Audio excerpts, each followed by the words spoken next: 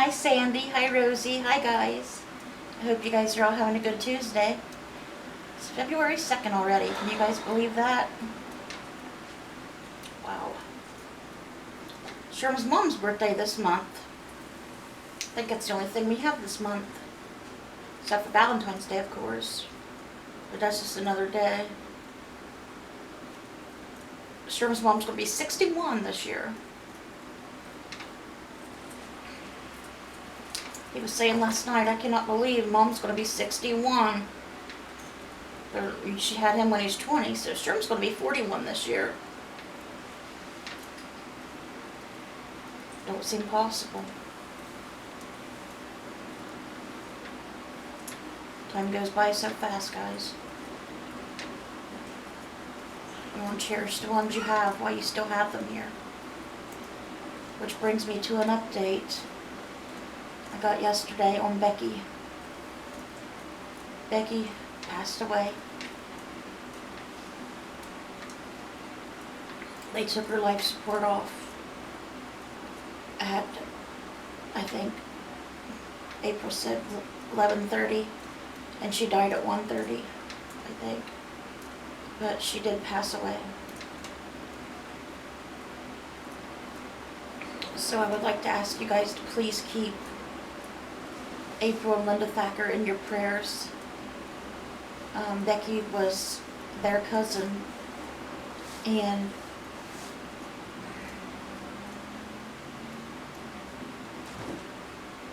you know, it's really hard on them right now. And please pray for her sister Karen as well as the rest of the family. Her sister Karen was really close to her. Becky didn't even look that old. Sad. I'm not sure how old Becky was, but my friend showed me a picture of her last night, and I would guess she was in her late 50s maybe. But Becky did pass away. And they wanted to thank us for all the prayers for Becky. But now I would like to ask you to pray for the family. It would mean a lot to me if you would. And Linda and April, I know Karen's probably not watching this, but if you are, all of you guys have our deepest sympathies, and we are so very sorry for your loss. Of course, if you need to talk to anybody, I am here for you.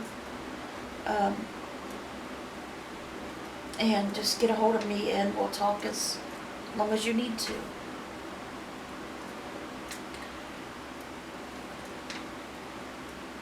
I'm not going to give any updates on Chris today because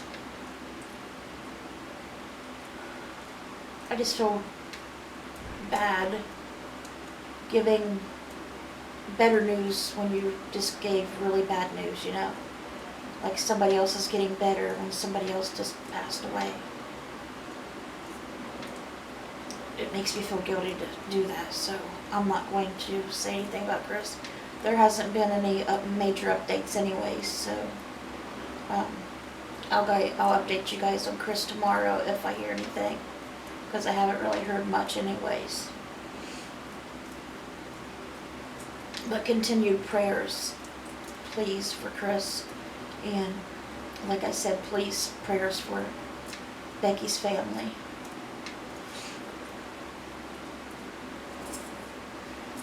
Like I told my friend last night, Becky's in heaven now. She's in the arms of Jesus. She's in paradise. She's not suffering anymore. People that's left here on this earth, her family, they're the ones that's left to suffer. They're the ones suffering. She's not having to suffer anymore. And I can say I know how deep that pain is. How deep the pain can get when you lose somebody. You can feel like your heart's just ripped out of your chest, and it's never going to get any better.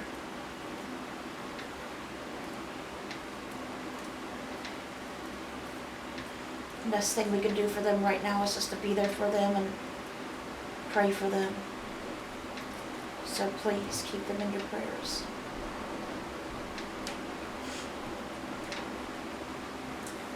My eye is still watering and bothering me. It's so swollen and sore underneath my eye. It's just this eye. I don't know what's doing it. But I really, really wished it would stop. It keeps leaking water out of the side of my eye. And it's so raw and sore underneath. All the way from here up to here. I don't know if it hurts. Haven't had any stomach cramps today, but I haven't ate yet today either. So that's probably why. Sherm's at the dollar store right now, actually, getting something for dinner. We don't got many choices, you know. We don't got a grocery store here. So we have to wait for somebody to be able to take us to town.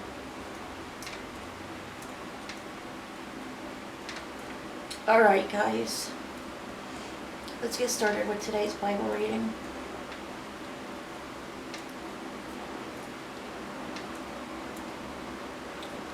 We are going to start Matthew chapter 22 today. And we're going to be reading verses 1 through verse 33. Starting with the parable of the wedding banquet. Jesus spoke to them again in parables, saying, "The kingdom of heaven is like a king who prepared a wedding banquet for his son. He sent his servants to those who had been invited to the banquet to tell them to come, but they refused to come. Then he sent some more servants and said, 'Tell those who have been invited that I have prepared my dinner. My oxen and fattened cattle have been butchered, and everything is ready. Come to the wedding banquet.'" I remember this parable. I really like this one. Excuse me, but they paid no attention and went off. One to his field, another to his business. The rest seized his servants, mistreated them, and killed them for inviting them to the banquet. Evil. The king was enraged. He sent his army and destroyed those murderers and burned their city. But you cannot blame him for that. That's the way they did it back then. Well, how they'd still do it now, most. Then he said to his servants, "The wedding banquet is ready, but those I invited do not deserve to come. So go to the street corners and invite to the banquet anyone you find." So the servants went out into the streets and gathered all the people they could find, the bad as well as the good, and the wedding hall was filled with guests. But when the king came in to see the guests, he noticed a man there who was not wearing wedding clothes. He asked, "How did you get in here without wedding clothes, friend?" The man was speechless. Then the king told the attendants, "Tie him hand and foot and throw him outside into the darkness, where there will be weeping and gnashing of teeth. For many are invited, but few are chosen."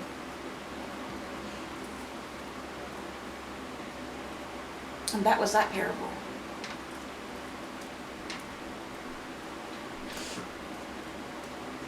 Now we are going to talk about paying the imperial tax to Caesar. Once again, the Pharisees and teachers of the law tried to trip up Jesus, so they've always got to start on him. I mean, they can't never let him be. So let's see what they do to him now. Then the Pharisees went out and laid plans to trap Jesus in his words. They sent their disciples to him along with the Herodians. "Teacher," they said, "we know that you are a man of integrity and that you teach the way of God in accordance with the truth. Why aren't you swayed by others because you pay no attention to who they are? Tell us then, What is your opinion? Is it right to pay the intolerable tax to Caesar, or is it not? That's what Jesus said was, is it good to pay the tax, or is it not good to pay the tax to the king? Well, but Jesus, knowing their evil intent, said, "You hypocrites, why are you trying to trap me? Show me the coin used for paying the tax." They brought him a denarius, which was a coin, and he asked them, "Whose image is this, and whose inscription?" "Caesar's," they replied. Then Jesus said to them, "So give back to Caesar what is Caesar's, and to God what is God's."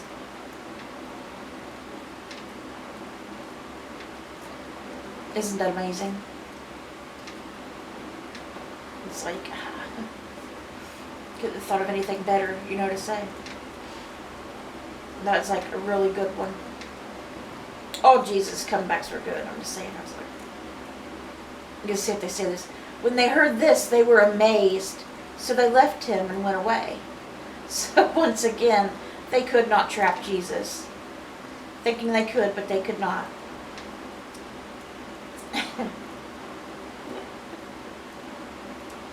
So sad, though. They never left Jesus alone. There's somebody trying to do the right thing. And they're supposed to be people that's doing the right thing. But look how they treated the Son of God.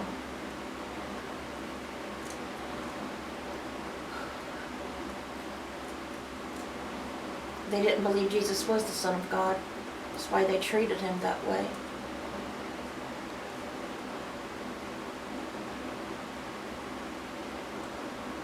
Makes me really sad.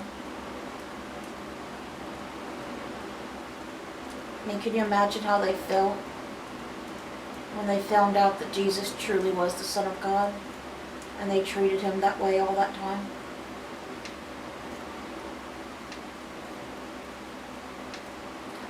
Just like, I know I'm going to spill it here in case you've never been with us with the New Testament before, but just like the guy, one of the guards felt when they had nailed Jesus to the cross, and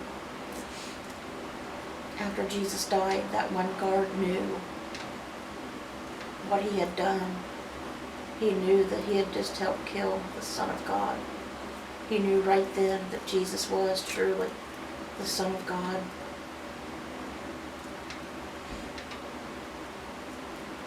I just can't even imagine how you'd feel. I mean, it makes me sad just thinking about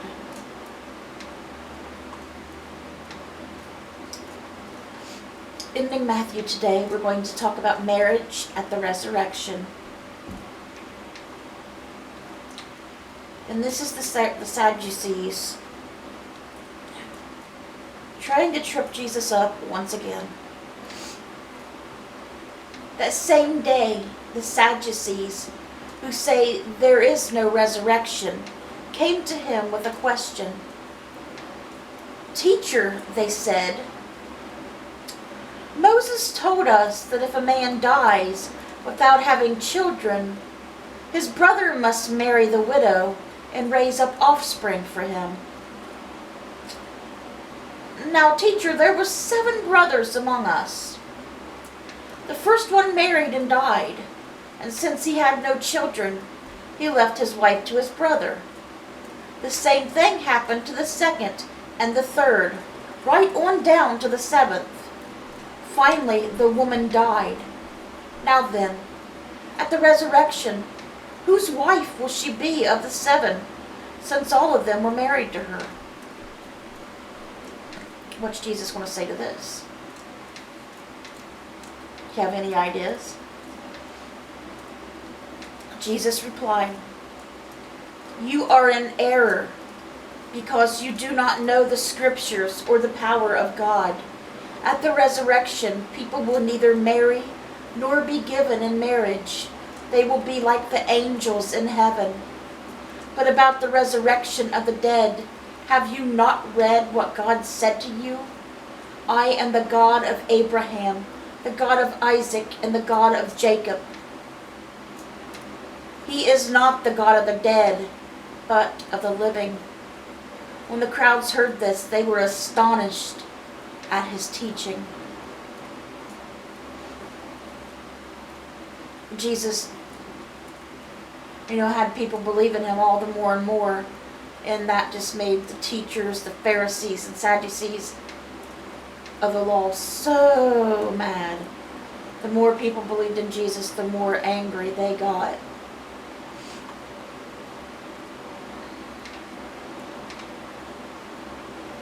Pin keeps turning. Came unhooked and it's poking me. Ouch. Alright guys, our psalm today is Psalm 27. And it's just a little psalm. We'll be reading verses 1 through 7. A psalm of David. The Lord is my light and my salvation. Whom shall I fear? The Lord is the stronghold of my life. Of whom shall I be afraid?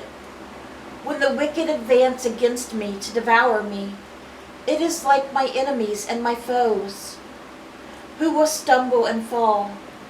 Though an army besiege me, my heart will not fear. Though war break out against me, even then I will be confident. One thing I ask of the Lord, this only do I seek, that I may dwell in the house of the Lord all the days of my life, to gaze on the beauty of the Lord and to seek him in his temple. For in the day of trouble he will keep me safe in his dwelling. He will hide me in the shelter of his sacred tent and set me high upon a rock. Then my head will be exalted above the enemies who surround me. At his sacred tent I will sacrifice with shouts of joy. I will sing and make music to the Lord. Hear my voice when I call, Lord.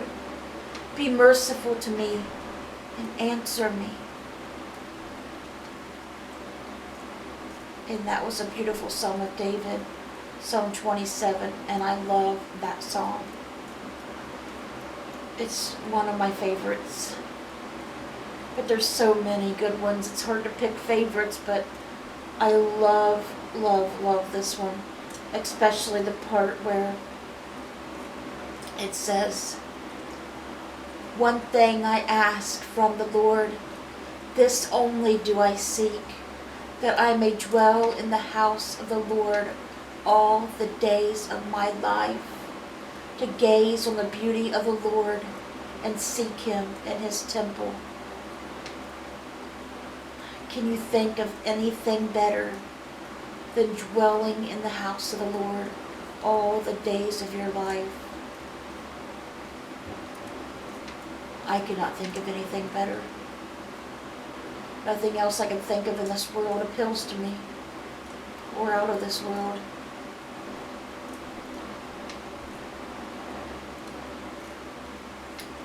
That'll be paradise. That will be paradise. Just being where the Lord is. Being his servant. Even if you were his servant in heaven. I go up there and serve. And do all the dirty jobs. If there was dirty jobs in heaven, which there's not. But, like, just go scrubbing floors and stuff for God. I mean, I'd feel so honored, But he doesn't want us doing that. You don't have to do that kind of stuff in heaven. Heaven is paradise. Paradise for everyone who makes it to heaven. We are, us who are children of God. We all are. But you're not truly a child of God by heart and soul unless you are saved through Jesus Christ. and the ones of us who are all brothers and sisters in Christ, which make us the true children of God. So that makes us sons and daughters of a king. So we are God's princesses and princes. And that's what we'll be in heaven. So if you've always dreamed of being a princess, or you always dreamed of being a prince, if you are saved, guess what? Honey, you are a princess. You are a prince. Never forget that. Never doubt. Never doubt. Someone loves you that much just for being you and for loving them and trusting in them. You are royalty to somebody, the most important person that matters. You are that special. So never let anyone make you feel like you are not. And if they do, they don't matter, or they do not understand. But you will get your just reward when you go to heaven.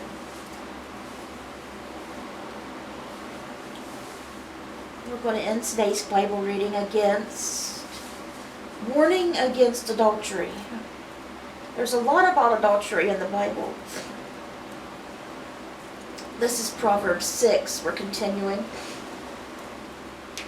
with verses 20 through 26. My son, keep your father's command and do not forsake your mother's teaching. Bind them always on your heart. Fasten them around your neck. When you walk, they will guide you. When you sleep, they will watch over you. When you awake, they will speak to you.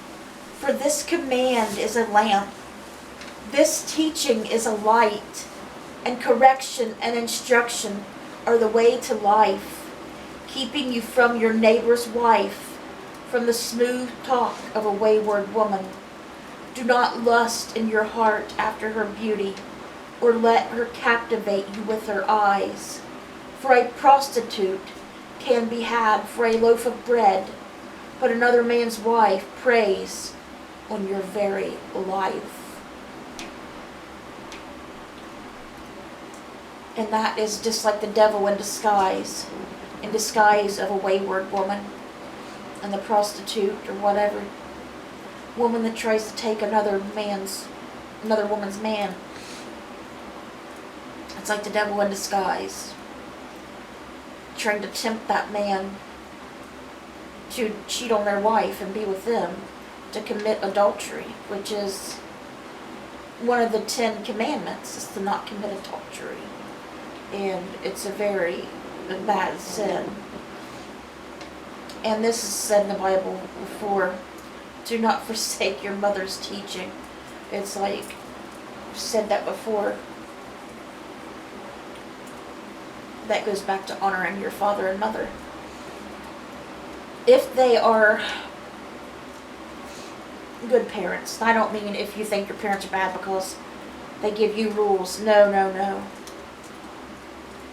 No, I'm talking about if your parents are like abusive to you and they're like drug addicts and abusive to you all the time or don't take care of you. I'm not talking about those kind of parents. I'm talking about parents that are true parents. Parents that actually love you and you know they love you. And they're just being good to you because they care about you. Because a good parent will give their children rules and will teach them right from wrong. And they will correct them when they make a mistake. Because they want them to learn and know in the future what is right and wrong, so they don't get into these situations. Like if they have a son, they teach them about how some people are, how they could be trying to get you to cheat on your spouse or whatever. How the devil tries to get you to do that. And then you'll know when you're older You know, my mom and dad told me this would happen, and this is the devil trying to trap me. And they will remember that. So, if you're blessed enough, because a lot of people are not, if you're blessed enough to have good parents that you know are truly good parents, listen to them, because they care about you more than anybody else on this earth. Your parents do.